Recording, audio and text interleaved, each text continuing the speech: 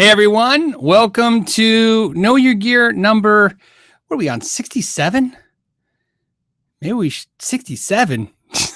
Yeah, that's a lot. It feels like a lot. Another crazy week, good stuff, interesting stuff. We'll talk about all of that, I'm sure. I hope everybody had a fantastic week. Where I live, the heat has started today, so it will be officially hot where I live until the end of the summer. So that's good. So let's see who's joining us and what's going on. I'm just making sure everybody can hear me okay, see me okay. I'm messing with the mic a little bit today. Hopefully it's a little clearer and a little fuller than ever before. But if it's too loud or something strange, let me know as well. So I'm giving everybody a second to somebody said 67 question mark. Are we on 67? I don't even remember. I thought the one with Ralph was 66, right? Let's double check. Yeah, 66. Yep, we're number 67, guys. I thought I was sure. Sometimes you never know. You got to doubt yourself. Welcome back, Sergeant Power Wiener. Very interesting sign-on. Thank you again for joining on the patron hangouts on Thursday and Wednesday. They were amazing. I had hopefully I had more fun than, I feel like I had more fun than you guys, but hopefully you guys had a lot of fun too. All right, so we're going to talk about some cool stuff and do some cool questions. So, nice dog. Nice said, what's up, Phil? I was in Arizona last week. I thought of you. Yeah, if you were here last week, then the weather was pretty good, right? It was probably hot during the middle of the day, but the mornings and the afternoons were awesome. It makes a different it makes a difference here, man. It's a great weather until right about now when the summer kicks in. So, and real quick, I just want to say, gig on, man, I give up. Just said hello from Hawaii. You know who you are. Gigging not to see, right? You know what it is a lot of you guys' sign-ons are like those interesting or those really kind of original license plate names where you got to figure them out. And I am horrible at that game. If there was ever a game that I am just the worst person ever at, it's that driving and then trying to figure out what people's license plates say. And since you guys know who Ralph is, I'll tell you a funny story. Ralph, he had a license plate that said the number 3, the letter D, and then freak. And he was so excited about this because at the time, you think I'd put this together. At the time, he was teaching at the college. He was teaching computer animation and web design, 3D modeling, computer animation, web design. So I guess the license plate meant 3D freak. I read it and said, why are you the third freak? And where did happen to the other two? And he didn't find it funny, but proves my point that I just cannot read those license plates. So I'll do my best for you guys with your sign-ons. Like Hosa Technology, there's one I can read. Thanks, Hosa. How you guys doing? Good afternoon to you guys too. You were just in Germany, so I'm sure are you jet lagged still, or are you better? Probably a little bit of jet lag. Okay, so let's get some questions. Let's find some cool stuff.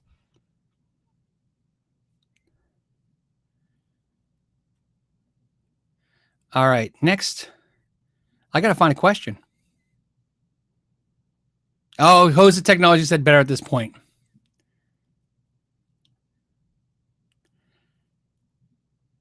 Matt's got an interesting question for me because he says, my favorite size cabinet to play at bedroom volume. I'm really into 212 cabinets. An interesting thing that happened to me in the last few years was I've always played through, I don't want to say always, but I really like to play through 212 cabinets.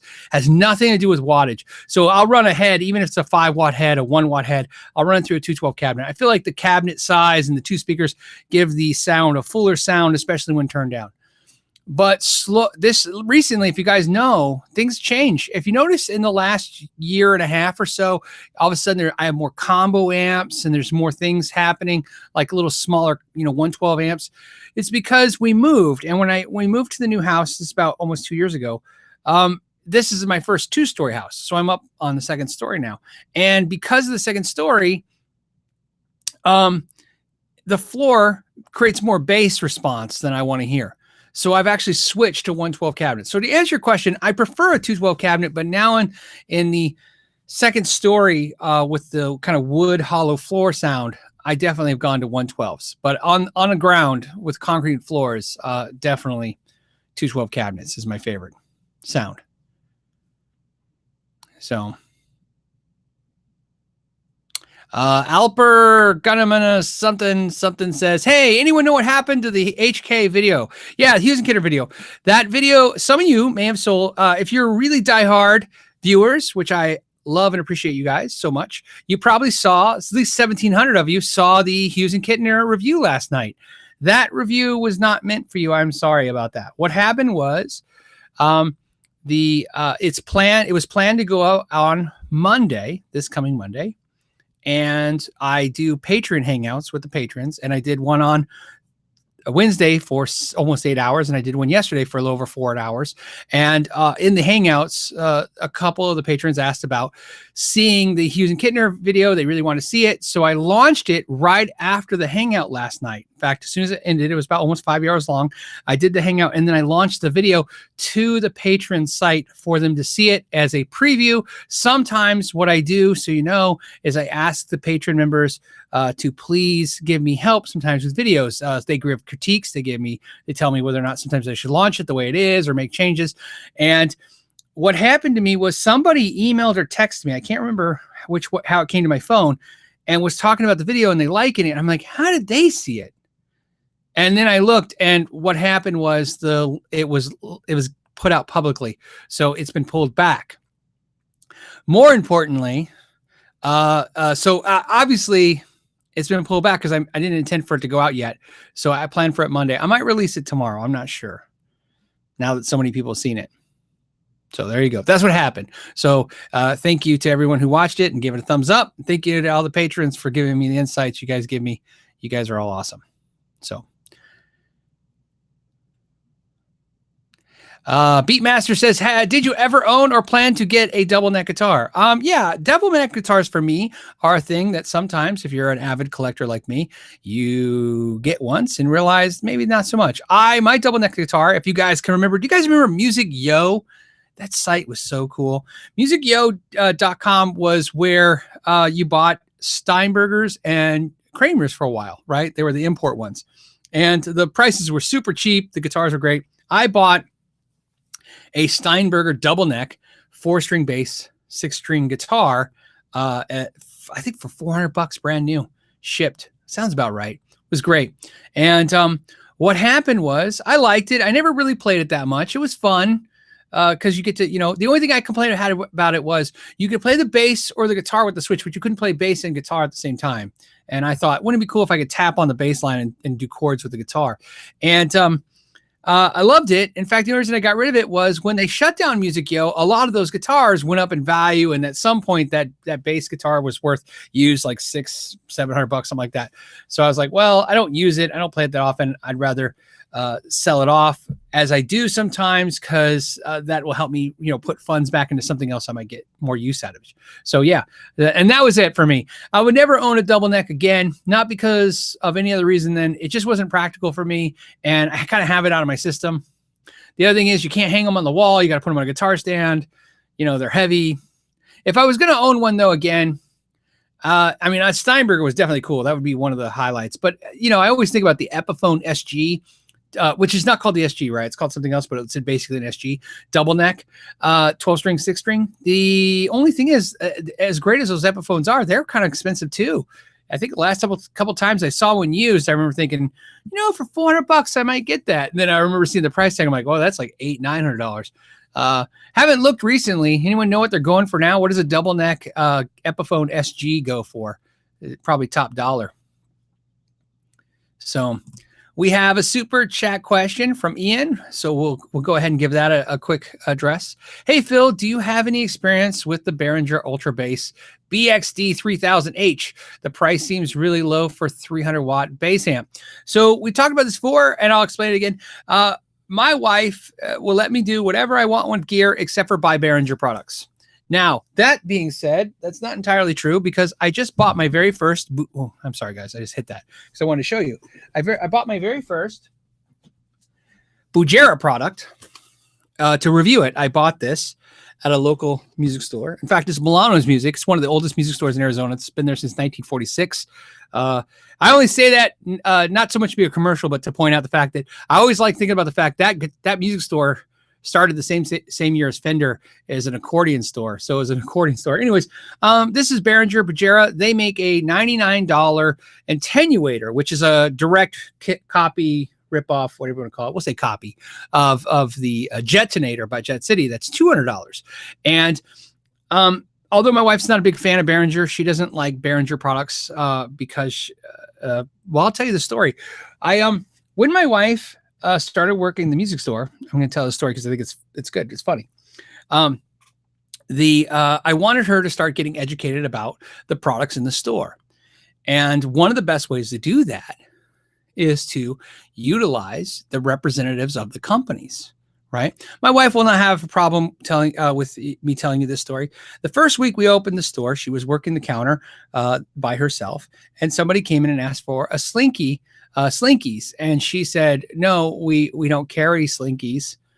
And they left. And when I came back, she said, "Oh, somebody was asking for Slinkies, but I don't know why they would ask for Slinkies." And I go, "Yeah, Ernie Ball strings are right over there." And she's like, "Oh, I didn't know that they were strings." She thought she meant Slinkies. Now, by the way, so I want to point this out so you understand. She can actually build an entire guitar now from scratch now. We're talking about 14 years ago. She's very experienced now.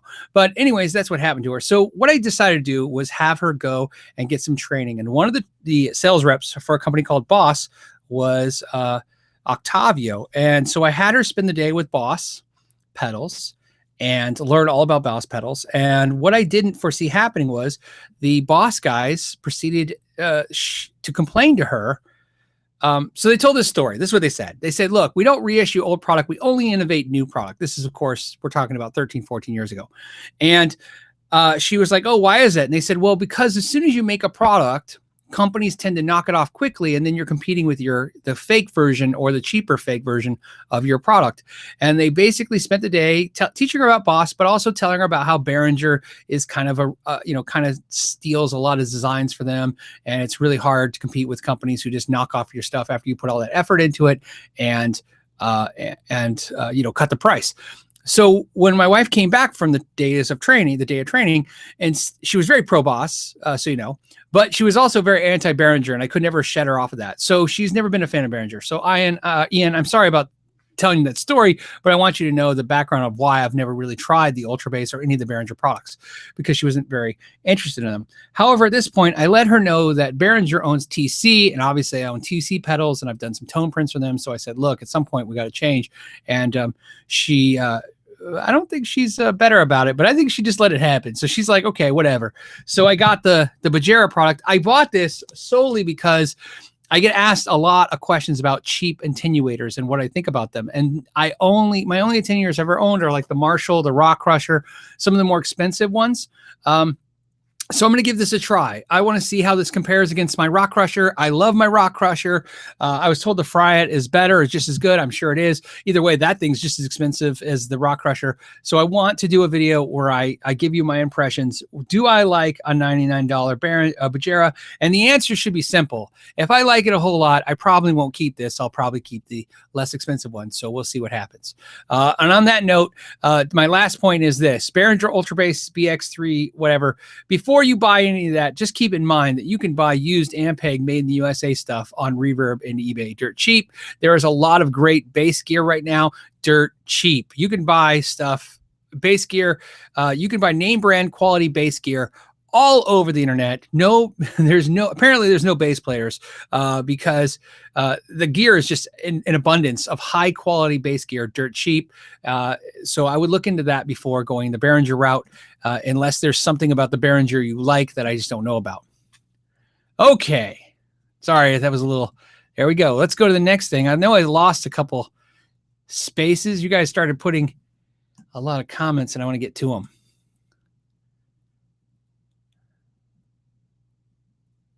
What else?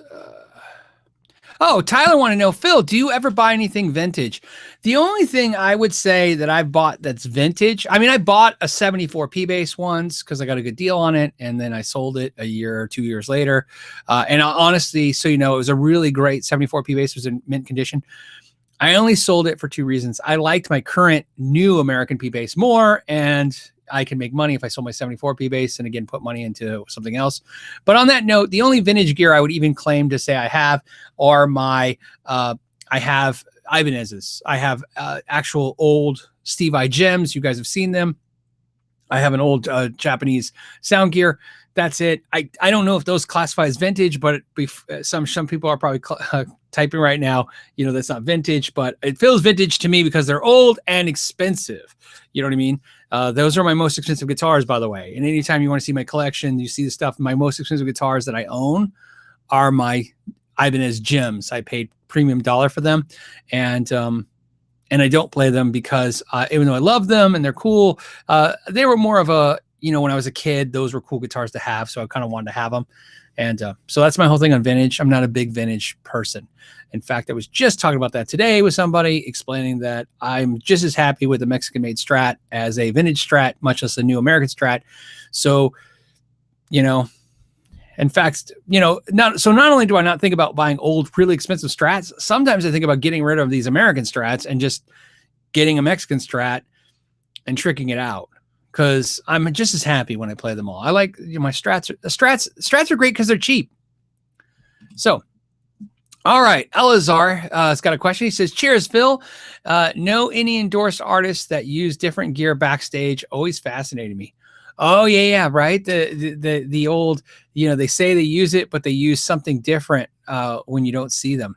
You know, I don't know, and that's always something. Unlike you, that's a question I'm always like, I always ask everybody. You know, about, you know what I mean? But I gotta think it's gotta happen to some extent. You know what I mean? That they endorse a product, but they use other stuff. There's definitely artists we've seen do that. You know, I really like George Lynch. He's a cool dude.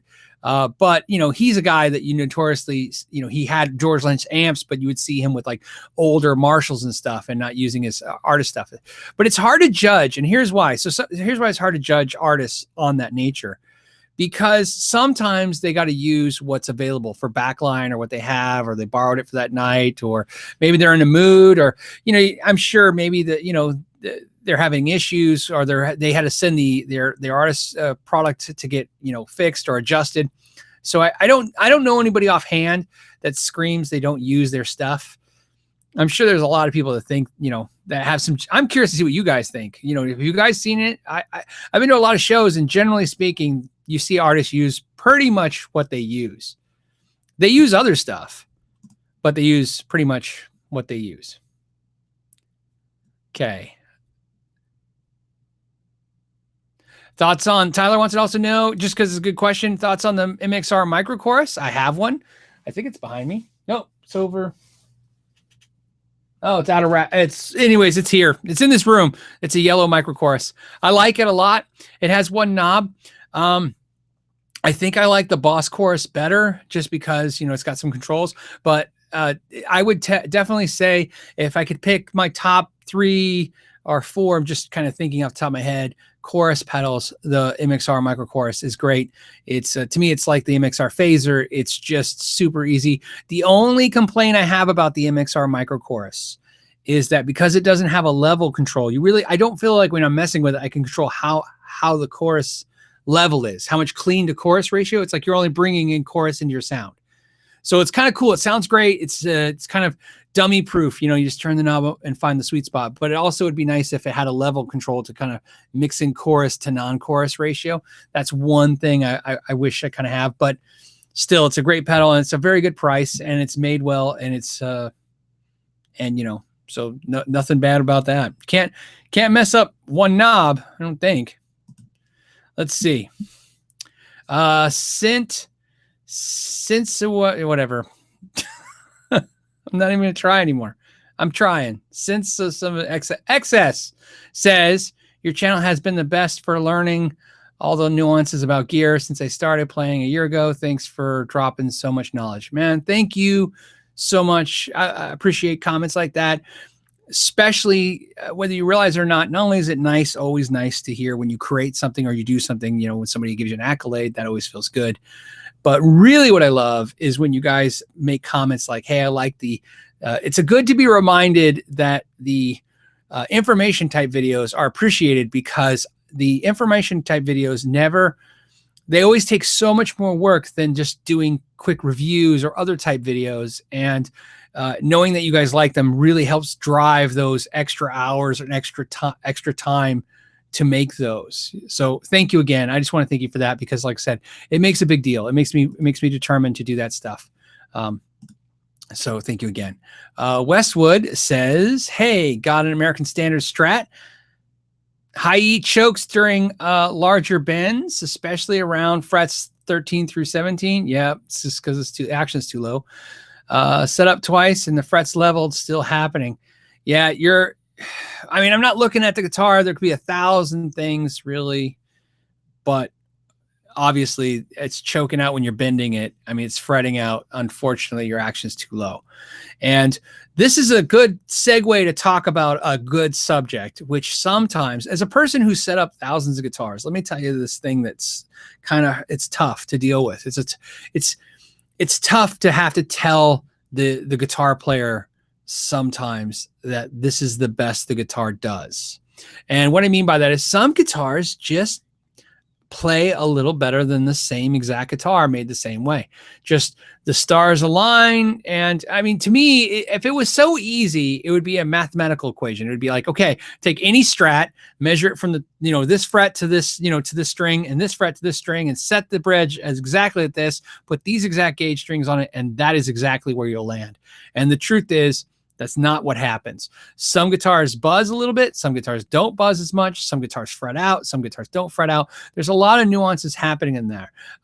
So there's definitely different ways. The only thing I will tell you this with Strats, definitely with Strats, it's not always what people think. When you have that area 13 to 17 choking out, you definitely want to make sure I know you say you had it set up twice.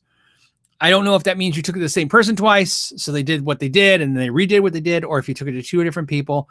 But there's sometimes the micro tilt is a problem with that. If the neck is tilted at the wrong angle, right? That's one of the blessings and disasters of the micro tilt on guitars, is in that area, right? You're going to get between 12 and 21. When you pitch that neck, sometimes the pitch is wrong. So the only thing I can tell you, I've told this before, is this. On that guitar, here's my suggestion, okay? Go ahead and release the micro tilt, okay? And count how many turns. So you loosen it, right? So you're going to loosen it counterclockwise. You're going to stick the Allen wrench in there, same Allen wrench that goes in the truss rod. You won't hurt anything, I promise, on the micro tilt. You're just going to go ahead and turn the screw, the exact amount of time. So you go 1, 2, 3, whatever. Just, you need to make sure you know how many turns it was. And then you'll tighten the 4 screws on the neck to tighten the neck in. And then I want you to play and see if that bending issue is resolved. Right now, the action will be a little higher, but then if you're playing and you're okay with that action, go ahead and call it a day, and you're happy. If it fixes the issue, but the action's a little high, now you may want to adjust your saddles. Now, if you do that and the action's a little higher and you still have a problem, well, at this point, I would go ahead, loosen just lightly loosen those 4 neck screws, and then go ahead and turn that micro tilt back the same amount of turns, tighten everything back to put it back where it was. And now I'd go ahead and take it back to attack, right? But that's something you can try that you can't damage the guitar with. You can't hurt anything. Again, and if you're concerned about any of that stuff, there's always 2 things you should remember. Not only should you take pictures of stuff with your phones before and after, but also don't forget your phone is a great recording device. Go ahead and point your phone at you and record yourself doing stuff. So later, if you can't remember what you did or how many turns or what just go ahead and watch the footage. It's a great way to that stuff. And you can't hurt the guitar with what I'm talking about doing. Just use the right size screwdriver and the right size Allen wrench. And like I said, the micro tilt is the same size as your truss rod on that year model. Okay. What is the oldest guitar, is Thomas? What is the oldest guitar you own, or which guitar do you own for the longest time now? That's great. The oldest guitar I own is Oldest model. The yellow gem, I think, is a 91. I think that's 90, 91, somewhere on there. So, okay, so that's pretty old for me for a guitar. The oldest guitar that I have, I mean, I'm saying, like, trying to think of the oldest guitar I have, believe it or not, is it my newest guitar. My newest guitar is my oldest. I just bought this 80s. I think it's an 87, I'm guessing, but I know this. It's before 89 and after 85. I think it's an 87. This is a Ibanez Japanese-made sound gear that I bought just recently. It's awesome. It's this beautiful color, and it has ladybugs on it. Anyways, very cool. That's my oldest instrument. It's a bass, not a guitar, but it's late 80s. So that's his oldest instrument I have. The oldest guitar I own is my orange jazz bass, the bass I play the majority of the time. And that is a 90. No, it's not a 90. It's a 2002, I think. So that's my oldest instrument, 2002. Then after that, I don't know. Everything else is going to get in the 2005 range. So, okay. Preston, you guys like today's personal question day, but that's okay. We'll go with it if it's entertaining. Preston says, do you like your amps, all your amps? Do you like all your amps? Shh, don't tell them. And yes, I like all of you guys the same. You're all amazing. Anyways, it says, do you like all your amps that you own, or which could, wait, where is it at? Basically, do you like all your amps, or is there one you like the most? Yeah. Do you like all of your amps, or do you have a favorite one? Favorite one changes all the time. But I will tell you this: there are definitely amps that jockey for the first position all the time, and it's the same ones. So I like my Archons, whatever. I have my combo in my head, doesn't matter. I like the Archon a lot. I like the Princeton a lot. I like my Mark V Mini a lot. Those amps tend to come into rotation. I use the Supersonic 22 the most, but it's not my favorite amp. It's just, to me, it's like it does dirty really well. It does clean really well. It's not really heavy. It looks great if it's got some scuffs on it, so I don't mind dragging it around everywhere. So there's a lot of things about the Supersonic that I like. And if you ask me which amp got the most mileage, it's probably the Supersonic or the Princeton or the Mark V. Those amps get the most mileage just by how they use. So there you go. And of course, there's always a flavor of the week. I got this Ampeg that I love right now. I got used, and I got the Hughes Kettner has been definitely a contender for the last month or so. So there's always stuff like that. The amp thing is different to me than pedals and guitars. Like I said, I'm a collector, just like if this was Star Wars toys or whatever people collect. The pedals I collect because I think they're fun. They're fun to have. They're fun to mess with. This is something we talked about the other day. One thing about being a collector is if you decide to become a collector, I don't care what you collect, it just means you're probably going to become an informed consumer. So you tend to make good purchases, make good decisions with what you purchase because you're very informed about it. So I like to collect the pedals. Amps just seem to accumulate, and a lot of it has to do with the YouTube gig because before I was doing YouTube videos, if you look at my original YouTube videos, you would notice I would have about 2 or 3 amplifiers, and I would have them for a while, and then I'd have 2 or 3 other amplifiers. And again, I think a lot of guitar players do this, by the way. I know this for a fact, selling a lot of amps over the years. People play an amp for a while and then they get rid of it and they get another amp. That amps there's no loyalty to amps, right? My wife constantly tells people when they go, which is his favorite amp? She goes, he's not loyal to amps, so it doesn't matter. But with the YouTube gigs, sometimes I worry about what if I do a review and I need a clean amp and you know what I mean? Or what if I do a review and I want this sound? Or what if and plus it becomes almost like props behind me, it looks cool. I mean, otherwise this would just be a gray wall. So there's that too. So I don't buy anything because of this, doing these videos, but it does for some reason slow you down. And that's something I've talked to a ton of YouTubers about, and they all seem to agree with. that they just keep stuff. You know, one day we were talking, a bunch of us, and we were saying we all have a tube screamer, even though we have different versions of the tube screamer we like just as much. We have a tube screamer because if you do a video, you may need a tube screamer. Excuse me. And that just reminded me, I need to pull up a screen real quick before I get to another question. Now, please, thank you guys so much for being patient.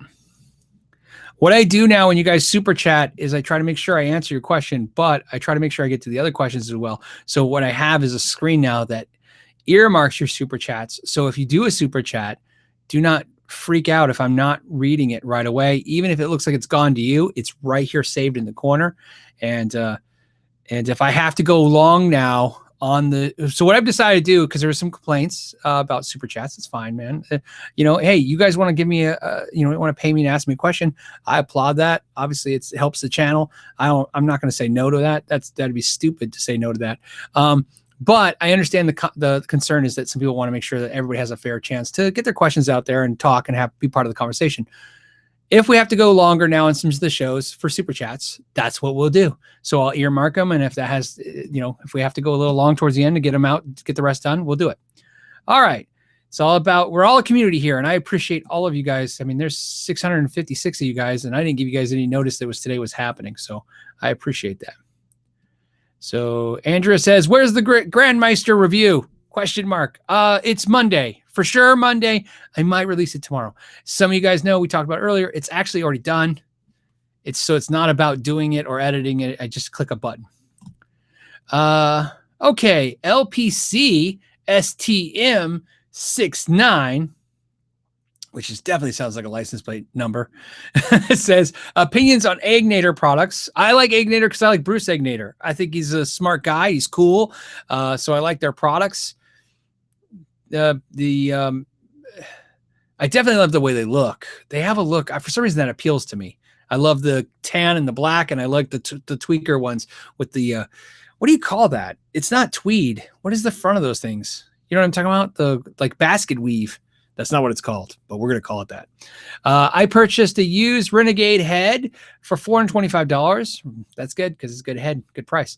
And it sounds great. Yep, I had the same one. I had the Renegade 20 and there's a 30, right? So which one do you have? I had both. I had a 20 and a 30. The 30 I thought was too big. It's dumb because then I have a big amp. I bought the Renegade 30 when I was in the small amp craze, and I was like, oh, it's a big amp, and it had reverb and it sounded great. So I got rid of it and got the 20 because it was small, but then I ended up regretting that because the 20 didn't have the reverb. Even though it sounded great, I thought, oh, I should have kept the reverb. You know, the dumb things I do. What's your opinion on the Rebels and the Tweakers? Oh, so you know what? Maybe that's what I'm thinking is the Rebel 30. Rebel 30 and is it the Rebel 30 and Rebel 20? And the Renegade was the bigger amp. Pretty sure that's right. You got to I'm doing this from memory. But either way, all three, Tweakers, Rebels, and Renegades. I had the Renegade. If the Renegades, no, I'm thinking the World Tour. I had the World Tour too, by the way. I think that's the big 100-watt head. So I went through a Egnator phase. When they came out, to me, guys, you guys remember that? Like, I remember you went into the Guitar Center and all of a sudden you're like, Egnator. I knew what Egnator was. I knew Ty Tabor from King's X was using Egnator, and Egnator was expensive. And I also knew at the time that they were licensing the module idea to Randall. So I was shocked when I saw Egnator's affordable. And then, you know, so that was like a big thing. So it says, what's your opinion on the Rebels and the Tweakers and also the 212 and 412 and 5? Oh, yeah, that's fantastic. Their cabinets were built really great too. In fact, I think they're like a sleeper brand for cabinets. If you want good cabinets, quality-wise, in my opinion, you know, decent speakers for low price, I think they're on the radar for that. So, like I said, they got the trifecta. They look cool, they sound cool, and they're cheap. So, good for that. I'm good on all three of those fronts. Okay. Yeah, see, V-Man says that's when I first saw them as Ty Tabor. Yeah, Ty. Me too. And that stuff was crazy expensive. Crazy. The original Egnator stuff. And I remember when the Egnator stuff came out, I couldn't figure it out. And I remember going to the Egnator website, and you guys remember they had two websites. They had their website for their real stuff. And then you had to click to go to the World Series or whatever they called it, right? Where it took you to that stuff. And then for a little time, it was only available at Guitar Center. It was like an exclusive Guitar Center thing. So, you know what I mean? It was cool. And then it just like, I don't know what happened. It was good. No one hated it. It just seemed like it got oversaturated. And then there was a bunch. Remember, there was like all of a sudden there was like, that's when Jet City landed. And then shortly after that, you had Blackstar. It's like, I just remember all that stuff kind of hit at the same time. And then it was like back to the term, everybody's in the pool. It was just, everybody was, you know, had a small amp rig out there. But I really think the Ignitor guys kind of got hosed on the deal. You know what I mean? Because they were great. So was Jet City, by the way. Another sleeper, great amp. So EBH, ha ha ha ha, 59. Just, I don't know. It says no message, but I appreciate it. I appreciate whatever. Unless you have a message, let me know. I'll keep an eye out for it. That way you don't have to do that again. Sergeant Power Wiener. You know, I know for a fact he just super chatted me. So I have to say Sergeant Power Wiener. Because it's funny. GCs in Phoenix are horrible. Yeah, the Guitar Centers in Phoenix are horrible. Yeah, forced to drive to SD, which is, I think you mean San Diego. I don't think you mean Sedona. To try any good gear. Been desperate to AB Friedman amps, but the drive ain't worth it. How do you do it? Yeah, I'm in the same boat as you, man. The Guitar Centers in Phoenix are not awesome, and it's because they don't have anything. It's weird. I agree with you. It's like you go in there and they have nothing. I'm like, why do they have nothing?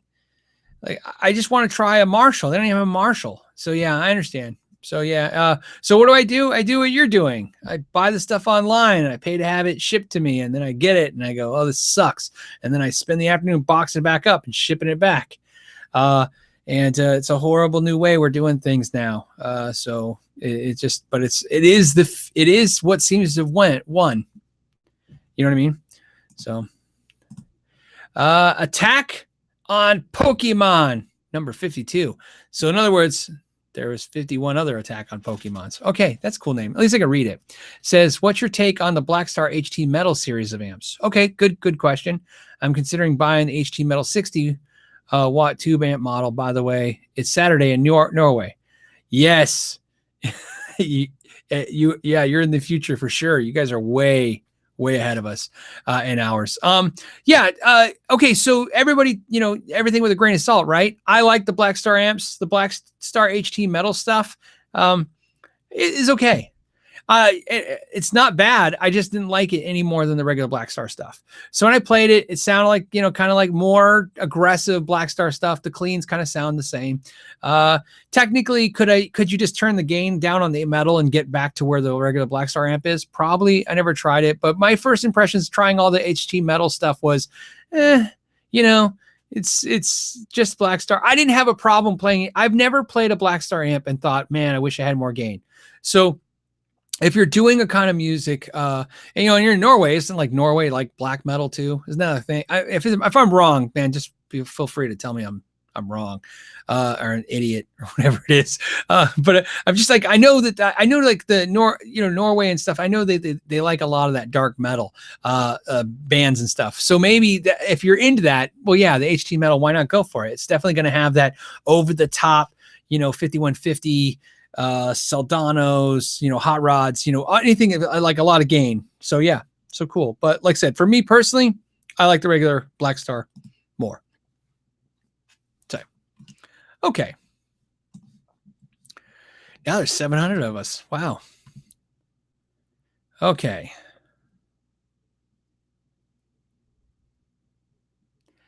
Richard Brubaker. Hey, I like the guitar brand. Brubaker. Have the Chinese guitarists come up to snuff? I want to say no, so that Chinese guitar manufacturers don't raise prices. Because if we say, yes, Chinese guitars are as good as, that means the price comes up, right? And that would happen with Japan and Korean guitars, right? As soon as we're like, Japanese guitars are as good as American guitars. And now they're the same price. And Korean guitars are as good as Japanese guitars. And now they're becoming the same price. So maybe we're smart and we say Chinese guitars aren't up to snuff. The the term that I hear from companies and manufacturers that I like is Chinese guitars can be as good as any company wants them to be. And that's the truth of it. Just like anything else, when they order these instruments, it's just like anything else. It's like Apple. You know, Apple makes iPads and all that stuff. They make that stuff in China. They spec it out the way they want, and it comes the way they want. So yes, Chinese guitars can be up to snuff. But on a side note, here's what I find interesting. Every time I play a really good Chinese guitar, a guitar that just really kind of, when I get a sense of it going, wow, this is really next level guitar, I then look and see a price tag that put it close to or in the range of higher end Japanese American guitars. And that always makes me kind of wonder, because I'm like, wow, so does that mean that Chinese manufacturers can't make a guitar as good as these guitars, you know what I mean, without being in the price of these guitars? You guys understand what I'm saying about this, right? I'm not saying these $200 Chinese guitars aren't good. They're great. But I'm saying when you pick up sometimes a really high-end Chinese guitar, you know what I mean? So who knows? And I don't know how much that is the company, you know, doing that stuff. Here's a funny story. I got a good Chinese guitar story that's good. So especially I have a Wolfgang behind me. You guys remember that obviously Fender came out with the Wolfgang. When they came out with their version of the Wolfgang, they made them in the US. They were $33,000, $3,500. And then they finally came out with the Japanese made ones, stainless steel frets, and they were $1,200. And then obviously a tsunami hit Japan. This is true. And everything went to hell. And then all of a sudden they couldn't get these Japanese guitars. Now, is that a directly result? 1, 2, 3, that's how the story goes? No, but the tsunami did happen. Those things did happen. And then there's other factors happening. Either way, Fender decided, EVH and Fender decided not to do the Japanese Wolfgangs. They moved to China and the price stayed the same. And I will tell you that if you have one of those Wolfgangs made in China, man, we would A/B them in the shop and we couldn't tell the difference between the Japanese one and the Chinese one. And that was the first realization, like, wow. So basically, if they send the Japanese one to China and they go copy that, they copied it because it felt the same, and it looked the same, and it just so it was good. And then shortly after that, they moved the production to Mexico, probably, and I'm guessing, but I could be wrong. Probably to have control of it because it's their factory, and probably a little bit because you know, a lot of people were giving pushback. You know, I had customers too. They're like, "Oh, and those are made in Japan, right?" I'm like, "China," and they're like, $1,200 made in China. And this is early on. This is before, you know, a lot of companies were getting those top dollar $1,500 Indonesian guitars yet, like Ibanez is getting. So that's a, you know, so there you go. So are the Chinese guitars up to stuff? Yeah, but don't tell them. We'll keep a secret. There's just us. Guitar Gear Guy. That sounds cool. That's a name. See, it wouldn't fit on a license plate though. He says, keep up the good work, Phil. YouTube needs more classy guys like you for sure. Less Logan Pauls and more Phil McKnights on this world. Yeah, you know, thank you. I appreciate that as well. And what's lucky is as a community, we have a lot of great channels, man. I love Shane and the Blues and the Tone King. There's just tons. I mean, I could go on for an hour and name all the really good channels. So I think it's cool that we have a great community of channels that do a lot of good stuff. So, but I appreciate you for, you know, acknowledging that, and thank you for the super chat. And thank you again. All right. What do we got?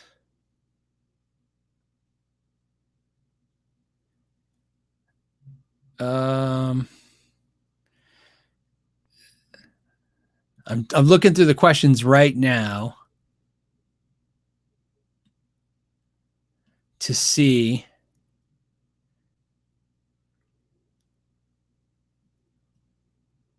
This is a weird question. I'm scanning it. It's Josh Reed.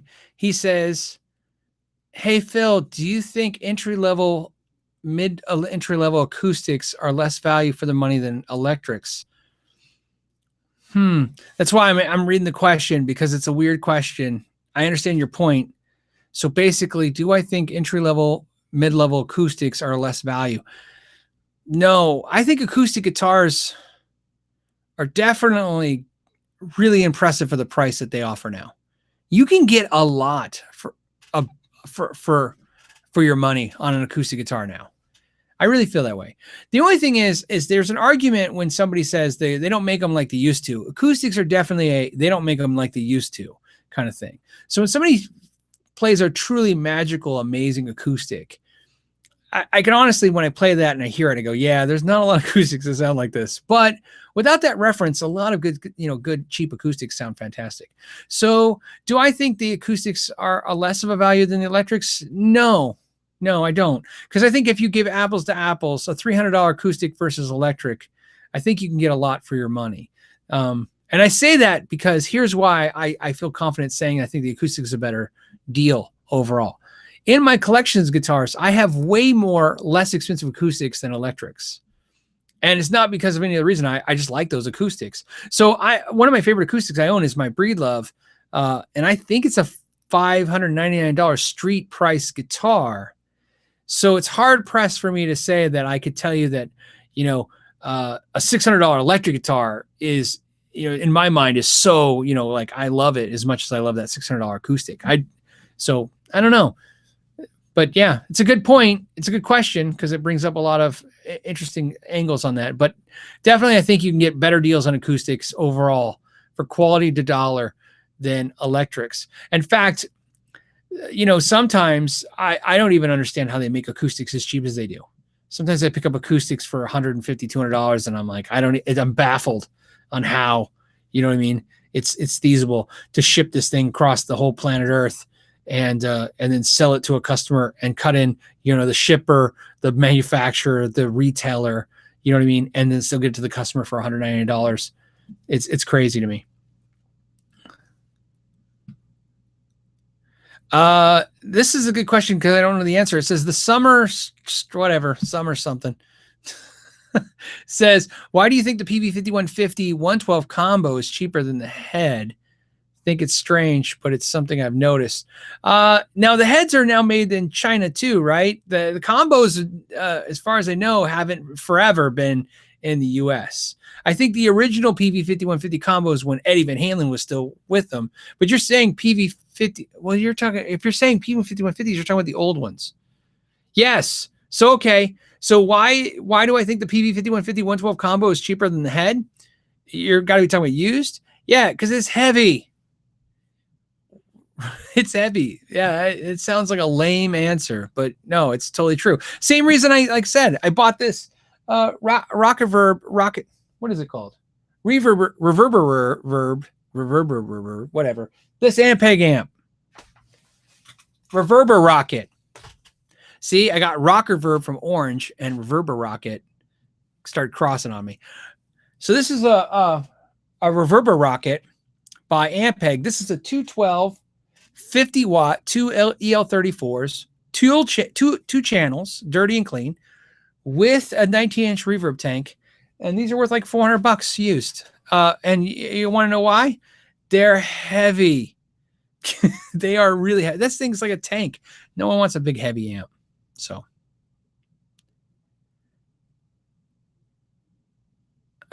Shane Gelvin's got a question. It says, could audio in an auxiliary input damage the speaker? Well, the only thing to damage the speaker is obviously running too much of wattage through it. You could damage it that way, and too much low end frequency. So running audio into the auxiliary input damage the speaker. In theory, I'm going to say no, but in theory, I'm going to give you the one case that I think it could possibly happen. Yeah, if you're running something in and sorry guys, in the auxiliary input, if you're playing music and stuff, you could be running a lot of like if you start playing at a really low bass frequency and the guitar speaker or the amp speaker, which is probably a guitar speaker, can't take it, you could damage it. But I know a lot of amps that have auxiliary inputs really restrict how much wattage is pumped out of them. There's usually something to dampen that. So there's usually safety. But I can't imagine it's going to be a big, I don't think it's a high risk issue, in other words. So, all right. What else do we got? You guys got some good questions today.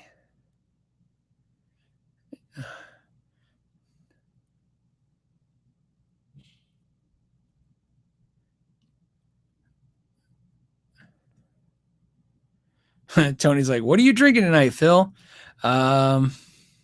Nothing. That's the worst part. I got nothing. See, at least if I was, if it was later in the afternoon and I had a drink, I could excuse myself. But no, it's just getting tongue tied for some reason. Yeah, Peter's like, don't people use hand trucks? You move heavy amps. Yeah, I don't understand it either, Peter. So you know, I don't understand why people don't have those cool. I have a cart thing that I bought from Costco. It's amazing. There's these musician dollies too that are fantastic, but they're like $200-300, and I'm probably rounding down. Maybe last time I looked, I was looking at a dealer cost sheet. You guys might want to cue on this. I don't know, but anyways, no, yeah, same thing. I use a little dolly thing, and you put it on a cart, and you put all your stuff on the cart. Oh man, come on! It's just they fold up, they go flat in your car. So, nice guy Eddie said, did you see the Lightning Boy audio's apology video? I did. I posted it on my video. I posted that he posted that. As soon as he posted it, I posted that both in the notes and in the comment section. So yeah, I'm very aware of that. And I understand. And, you know, like I said, I just did that video is just me explaining my side of the story. And then that's it. It's done now. We're all done now. I wanted to make sure that since he had took the time to make some content and say his side of the story, I wanted him to take some time to put some content on my side of the story. And then that's it. If you guys, you know, read both sides or watch both sides of what happened, you guys can decide whatever you feel is right or wrong. But that's where I felt at that moment. I felt like, hey, you know, I wish he would have kept it private. He didn't. And so it kind of put me in an awkward position. That's what happened. You know, when he emailed me originally, I had responded to him back immediately when I said, you know, if you're upset about your pedals, I'll pay for them. That response was within, I don't know, an hour or so. The only thing funny about that is his videos were made prior to his reach out to me. So obviously he already decided that's the way this is going to go. And I also, when I emailed him, said, you know, that basically I alluded that, you know, we could resolve this some other way. I'm like, I don't understand why this is happening, you know, why you're making videos. And, you know, and he told me he would take his videos down if I apologized to him. That's what he said to me. I have the email if you guys ever want to see it. And so when he said that to me, I thought, well, okay, so I let him know. I go, well, you know, I will put my video up and I'll make sure his videos are in my video too. So again, everybody sees the side of it. It was a horrible, sucky day. You know, it's never a good day. That's part of the downfall of being being on YouTube and social media is that when there's issues, sometimes at least like people call out if you know, and they address things with you. This is not the first time this has happened. This is like the third time this has happened to me. And I feel like the first two times the road I took was to kind of let it die. You know, I didn't say anything. And then this time it started making me wonder if that attitude is what's causing some of these problems. The comment I want to leave with, and then we'll go on to the next subject because this is something that's done as far as I'm concerned. And this is the comment I'll pose to you guys. Do you feel that company, that the owner of that company would have made a video like that about Glenn Fricker? You know, would he call Glenn Fricker what he called me? Would he do to Glenn Fricker? And I say that because I'm friends with Glenn. What he said to me, I think the answer is no, because I think he thinks Glenn Fricker would light him up. I didn't light him up. I just responded to my side of the story. So my point is, I kind of felt like, as always, because the persona of the channel is positive, because I'm not going to, you know, I'm not a negative person, because I don't scream, because I don't curse. It's like I'm fair game for these kind of videos that they make, or these kind of articles they write, or these kind of things that they say. And they have all the right to say whatever. If he doesn't like me, he has all the right to say that. And I'm fine with that. But I also have the right to put out my response. You know, here's the truth. My kids see that stuff. You know what I mean? And then I have to explain to my kids, well, he doesn't like daddy because, you know, daddy was going to do a video for free for him and it didn't work out. So he's really pissed off. I don't want to have these conversations. So I did my video and I'm done with it. So I appreciate all of you. You guys were amazing in the way your responses to me. I hope, like I said, you take the video to heart and the idea of what I said. There's no reason to say anything or do anything. Just, you know, if you decide you're going to purchase products from companies like that, you know, just, like I said, keep this in mind. This is what happens from, you know, with the, you know, in the idea that these are how these companies act. But he apologized. And so in my mind is when you apologize, that's a huge thing. That wasn't what I was going after, by the way. I didn't demand an apology. I didn't demand anything. All I really want to do is put my side out there, and it was put out there. So, but I do appreciate him apologizing. So, and I'm sorry, as always, any of this happens, because it's, I definitely did not create a YouTube channel so I could have little fights with people. It seems silly. So, so BC Rich 581 says, Glenn Fricker, why all the hatred for we humble bass players? You know, Glenn, in his defense, I will tell you this. He liked Adam Neely, and he likes me as much as he will like a bass player, but he's actually said somewhere, you got to find it. I think I'm standing next to him when he says it, or I'm around him in the room because I heard him say it and I knew it was being recorded. He said he doesn't really hate all bass players. He just hates most of them, and he explained why. So, hey, he goes, every once in a while, a smart one gets through or whatever. So, you know, it's maybe I'm the, you know, maybe we're just a few lucky bass players that get liked, but yeah. Okay, what do we got? What do you guys got? Good question.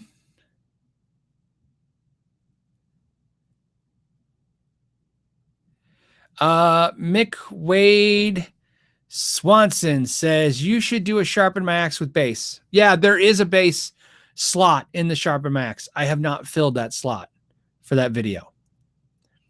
So, yes. And I know you guys have sent bass. So, you know, a ton of you guys have sent suggestions for bass. I put you in a folder. I just sort the folders. So when I get there, the problem is I'm just not there yet. I'm not ready for that video yet when it comes to the Sharpen My Axe videos. I'm still probably 1 or 2 videos away from the bass one yet. Speaking of bass, Black Carvo says, I turned an SG copy into a bass. Do you have a video of that? I'd like to see that. That'd be fun. So you turned a guitar in a SG copy guitar into a bass, or you turn an SG copy bass, because there's, you know, SG shaped bass. But either way, I'd like to see it. So let me know. I'm curious. John Degato says, hey, Phil, wah pedal. He says he's a wah pedal virgin. Wah pedal virgin here. Okay. It's an interesting way to say that, but I'll go with it. Why not? It says, so which one should I get? Used, $100 budget. You know, the ones I like, I have a bunch of wah pedals. The wah pedal I would recommend to people, besides is the Dunlop Classic wah. That's always a good one to go with, right? That's the one that's normally $100 new, right? There's the original and the classic. It's really, to me, it's off-putting. The classic has the phasal in it. I think it sounds great. The original's fine. It's just it's like a $79 one, and it's fine. It's confusing to me because when you say original, you think that's probably going to be the truer to the original one, even though the classic is truer to the original one. But man, when you do your first wah pedal, you can't go wrong with either one of those used. Get yourself a original or a classic wah. My experience tells me to tell you, don't go exotic with your first wah pedal. Keep it simple, stupid, right? The KISS method. Just go and get yourself a decent, inexpensive wah for $50-$60, and be happy. But like I said, Mythos Pedals said, John Delgado, Crybaby Mini. I have the Crybaby Mini. Now Mythos Pedals, this is where I get a little tricky with my thoughts. I love the Crybaby Mini. I have it, just like I have a Morley, but I get a little weirded out telling people to try those pedals first, because to me, they're like the thing that I appreciate. The thing I appreciate about the Mini is that, you know, once you have the full size for a while, it kind of makes you go, wow, the mini one's cool. So yeah, but so, you know, I like Mythos pedal suggestion. The Mini is a good one as well. I really like that one. I have that one, and probably I would use that one the most now, but not because it's the best, just because it's nice to have a small footprint. It is cool. I will tell you this, if you do get the Mini, here's why they're probably onto something. If you do get the Mini, you're probably gonna keep it forever, because even if you decide to go another way, the Mini has a super great purpose, which is it's a small footprint wah pedal. So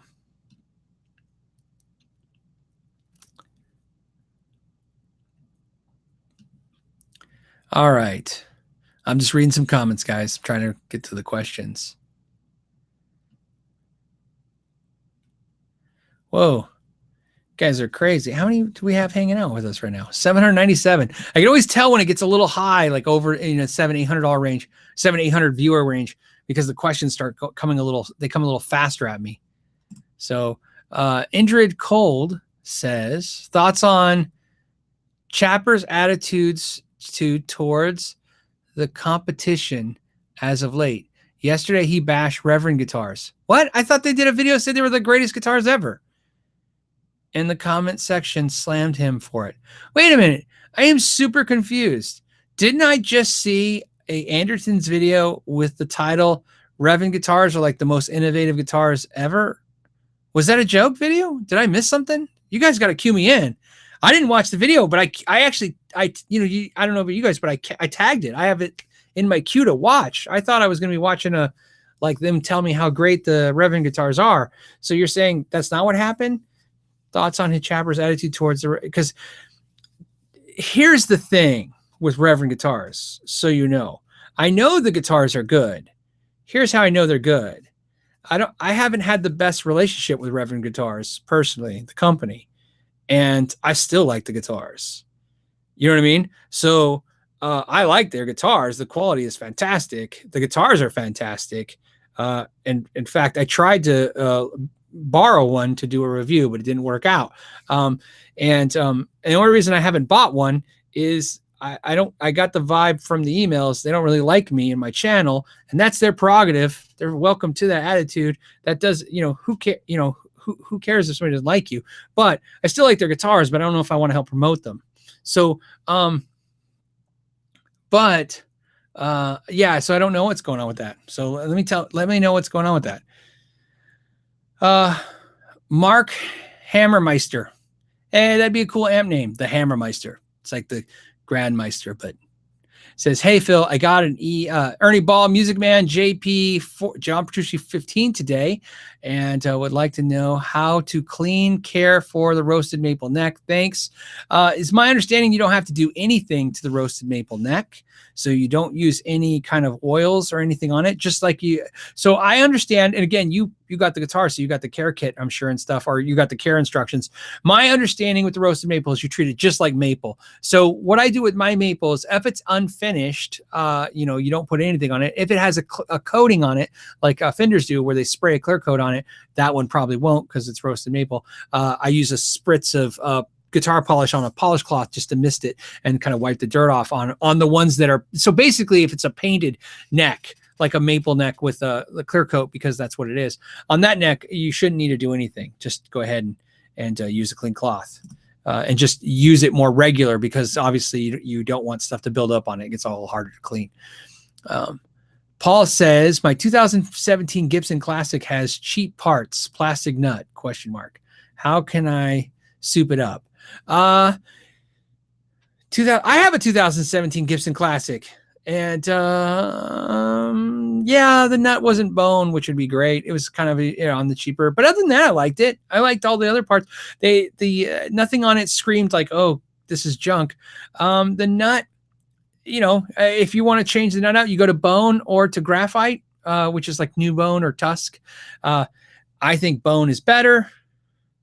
Definitely think a Gibson Les Paul can really benefit from a bone nut, but that's what I would recommend. But I don't remember. I know Gibson's using a plastic. I just don't remember what kind of plastic nut it is. I'm doing it off my memory, off the specs. But yeah. Okay, hold on a second, because while that was happening, I lost.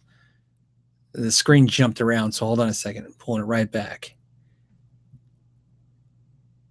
I have worked, so you guys know, if I seem a little more docile today and tongue-tied, I'm at the end of a week where I was working some 12 and 16-hour days this week. So they were long days. And I started feeling it today, a little run down. I'm doing great, and this actually got me excited doing the live show, but that's why I'm moving a little slower. Mitch has a question. It says best mid-range guitar brands, $500 to $1,200. Best mid-range guitar brands. Well, $500, $1,200. I mean, that's the great thing, Mitch. You today's world, $500 to $1,200. That's everything. Boy, let's see. We could just, I mean, think of this. Whatever I tell you, I'm going to be missing more companies than I name. I like Schecter guitars in that price point. I like Fender guitars in that price point. I like G&L guitars in that price point. I like Epiphone guitars in that price point. I like some of the Ibanez guitars in that price point. I like Gibsons. You're $500 to $1,200. That you're looking at some Gibsons. You can get, you can get $500 to $1,200. You can get American-made Fenders and American-made Gibsons. You can get, there's LTDs that are on the higher end made in Korea. There's, like I said, right now I'm going down a rabbit hole where I can't win because everybody's looking at this me right now going, what about? Reverend, we just talked about them. They're in those price points for those guitars. So yeah, the good news is you're going to have a little bit of overload because $500 to $1,200, man.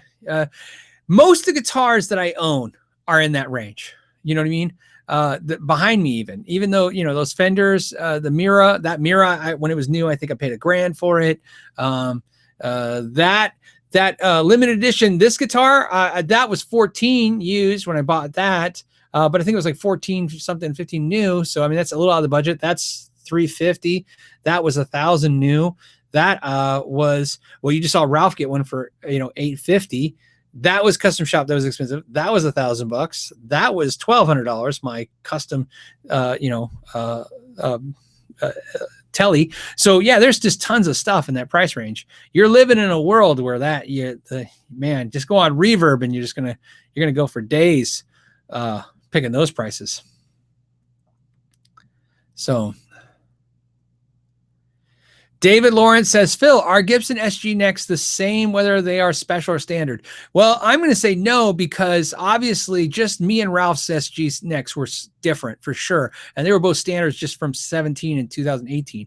And then I picked up another SG since that video, and it was a 2017 like Ralph's, and its neck was slightly different as a standard. So no, I'm going to say they're different. In fact, I would not put any faith in the necks being as consistent as you would like them to be. So in other words, if you pick up a Gibson and you play it and you go, I like this neck, and then you think, okay, well, I'll just order it somewhere else and get a different color or something like that, you might be a little disappointed. There's definitely a variance in their necks from model to model. And that's one of those inconsistencies people talk about with Gibson. That's not a quality inconsistency, unless, of course, the quality inconsistency is the fact that they're not consistent.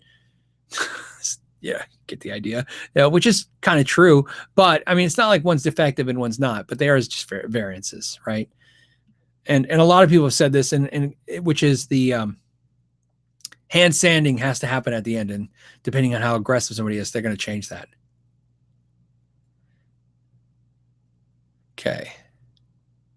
Harry says, first time live, great content. Thank you, Harry. I appreciate that. That was just nice. I just caught that one. So,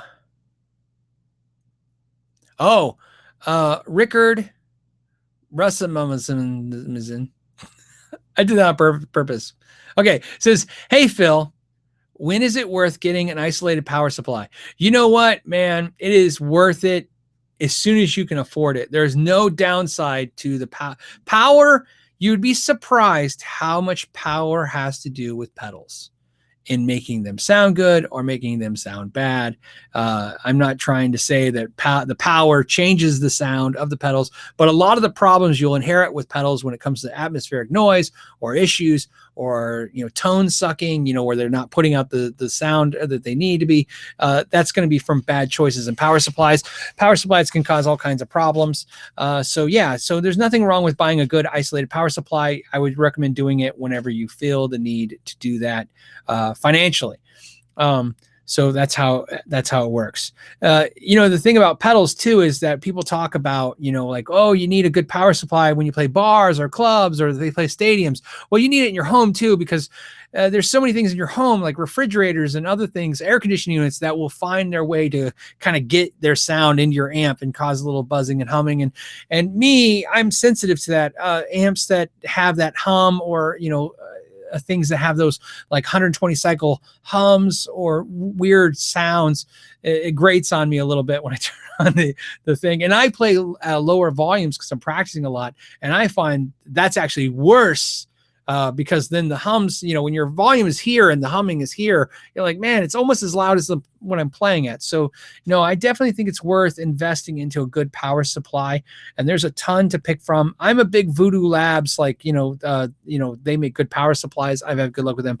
So power supplies, I have Voodoo Labs. That's good. I have a Big Joe. I've had good luck with that one. So I have that one as well. And I'm going to be demoing and trying the ones from the Warwick Framus guys. I have it all in a box, and I plan to do that video soon and go through that. But I can't do the review yet because I barely just started messing with the gear. I need to really get my bearings with it, make sure that I'm not just saying, yeah, it's great. I tried it for a whole day. So I'm trying to put it through its paces. Tillin Mars says, what's that blue strat ? I've seen it on a couple of the live streams, but didn't. Yeah, the blue strat is my 2000. It's right there. 2000. What is it? 2015. That sounds about right. I'm doing off memory. 2015. It's around that. It's not older than 2013, not newer than 2017. 2015-ish. American Standard Stratocaster in that blue, and throughout the videos, it originally came with a Tim Shaw humbucker and 2 singles, and then I switched it to dual humbuckers, and then I switched it to 3 single coils. It is currently now set up with the lace sensors, and so that Strat, I have locking tuning keys put on it. I have a new bridge. I put the bridge with the block saddles and the push-in whammy bar, so it's the same Fender tremolo offered on the American Deluxe series. So I put that bridge in there, and I put the lace sensors, and the reason is because when I was younger, I wanted a Fender American Strat Plus from the early 90s. If you guys go on Reverb and type in Fender American Strat Pluses, you'll see that there was ones that had that kind of cool color. There was all kinds of cool colors on them, and they are getting top dollar. And a lot of the ones that are in the $1,000 range have some fret wear and stuff like that. And so I thought, well, I've kind of made my own Strat Plus. In fact, I was really happy about a week ago. Somebody in the comments said, Phil, when did you get the Strat Plus? And I go, yes, it looks like a Strat Plus. I did a perfect job. So I was really excited about that because I wanted to, have a Strat Plus, and I like that Strat. I love the neck on that guitar. It was just fantastic. When I picked up that guitar the first time ever, I fell in love with that neck. And out of all my guitars, that's my favorite neck. The copper Strat's my favorite overall Strat, but that blue Strat has my favorite neck. It's not the shape. We're not talking about that. We're not talking about the radius. Just literally sometimes, it just felt like if it was made for my hand somehow. This is perfect. Zach says Gibson necks are insanely inconsistent. Oh yeah, you got to play them. I have learned the hardest way that is true, and it sucks because there's not a whole lot of places for me to play them. But yes, I really, really recommend that. So it's hard to just kind of, I can honestly tell you if you were going to play a PRS or a Fender or a lot of guitars like that and say, hey, play one. If you liked it, find one online. If you can't find the color you want, you'll be okay. But the Gibsons, it gets a little scary to do that. But that's also what Gibson claims is some of the magic, right? And I think that's why people are such Gibson fans as well as some people are not Gibson fans. The Gibson fans sometimes are like, once you got the right Gibson for you, well, then it's like that Strat. It's like, it's just perfect for me that, and you can't find another one like it. So I think that's why I've noticed some guitar players that love their Gibson, just love like that Gibson, and they don't want to let it go. So yes. 2 Set says Reverb, Boss RB6 or TC Hall of Fame 2? ? I don't know, but I am planning to buy a Boss RV6. So the RV6 has delay and reverb in it, and I want one because I want to put it in my Archon amp and run it through the effects loop, so I have delay or reverb whenever I want it. And so I plan to get that pedal. Something I thought about, and I think it's a missed opportunity. I wish TC would make, they have the Hall of Fame, and they have the what's the other one called? I don't have it behind me. I don't know how I don't have it behind me. What do they call their delay? It's blue. I don't know why it's not. Hold on a second. Is it over in this rack? Oh, here it is. Flashback. The flashback. They have the Hall of Fame, the flashback. I think they should make a pedal, just one of those pedals that has reverb and delay mixed, like everybody else is doing. I like this idea of doing reverb and delay in the same pedal. So I plan to get an RV6. I was looking at them used, and I was just trying to find a good deal on one. So, all right. Says on the road, says the Hall of Fame is selling like hotcakes. Well, it's because it's a good pedal. All the TC stuff is really cool. That whole tone print thing. Again, I'm not just saying that because I have my own tone print. But it is kind of funny when I always think about the fact that, hey, 10 years ago I didn't know what a tone print was. Now I know what it is, and I have one. So that's an interesting thing. But yeah, no, they're really cool, man. It's like I said, it's hard not to love them. They're true bypass. They have, like I said, the Hall of Fame is great. I have the Hall of Fame. It's right behind me. It's a fantastic pedal, but I'm curious to try the RV6 only because of the delay / reverb combo, the fact that it has both. I'd give it a try. So I'm going to give it a try. So I can't tell you which one I like because I haven't tried the other one yet.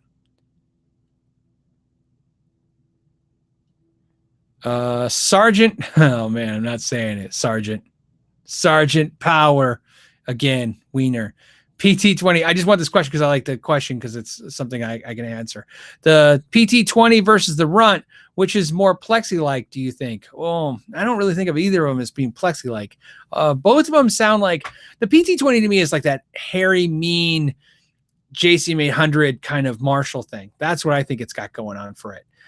Which is, kind of plexi-ish, but, aggressive. The Runt is definitely that same too. So I couldn't tell you which one is more plexi because there's certain things about each one that would be that, like the PT20's definitely got more magic in the idea that it feels really, kind of compressed, and it feels great when you hit chords and you can really feel the tube dynamics happening. The Runt is not as interactive with the tube dynamics, but it's really polished sounding. The only thing I could tell you is this. Obviously, both are really good because I have both and I only want one and I can't make a decision. I've been telling guys for weeks, I'm like, I'm going to keep the PT20 and get rid of the Runt, but I have been unable to get rid of the Runt because there's something about that. And in fact, Cheddar Kung Pao the other day, he said something and he was thinking about getting his Runt and getting a PT20, and I didn't get a chance. So if he's watching this, I want to tell him, I was going to tell him, don't do that because, you know what I mean? You really need to think about it because they're both really good. Here's what I wish. I had the Runt, then I got the PT20. I wish I just would have kept the Runt and never moved forward because now I just have to choose between the two and I'm having trouble because I like both for other reasons. I will tell you this. I think that if you plug the Freeman BEOD pedal into the Runt, I think that's the perfect thing. That's why I don't know why I just don't do that. Because I think I like the Freeman BEOD in the Runt's clean channel more than I like either the Runt or the PT20. And then I have the best of both worlds. I have the Runt and that other pedal. The Convert says, hey, Phil, hi from Chicago. Hey, Chicago, how's it going? Can you recommend a learning web series or service for guitars who want to learn bass? Adam Neely is fantastic as a bass, as a information center for all that stuff. So that's the first place I recommend for that. There's a reason why he's one of the biggest channels out there. The guy's just knows his stuff. It's super impressive.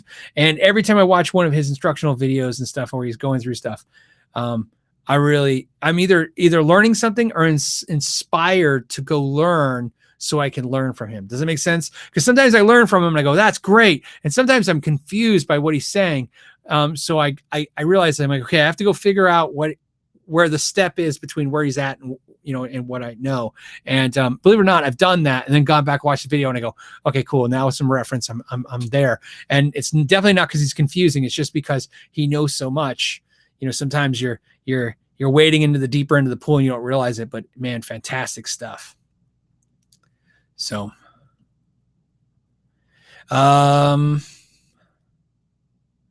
just an easy question. Very, it says PRS SE 50 combo with a broken reverb for $300. Worth it? I don't think so. I don't know what they really go for, but I know the PRS SEs were amps were a failure as an amp line, and I don't know why. Maybe they didn't sell well. Maybe they didn't sound good. Broken reverb, if it's a tank, it's an easy fix. If it's digital reverb, you have to figure that out. One thing I would recommend, though, is if it's a tank reverb and it's broken, I'm going to tell you right now, it's going to be the easiest thing to fix. It's either going to be replace the tank or replace the tube. It's going to be shocking if it's not one of those two things. The reverb tanks are notoriously bad for going are notoriously bad. They're notorious for going bad.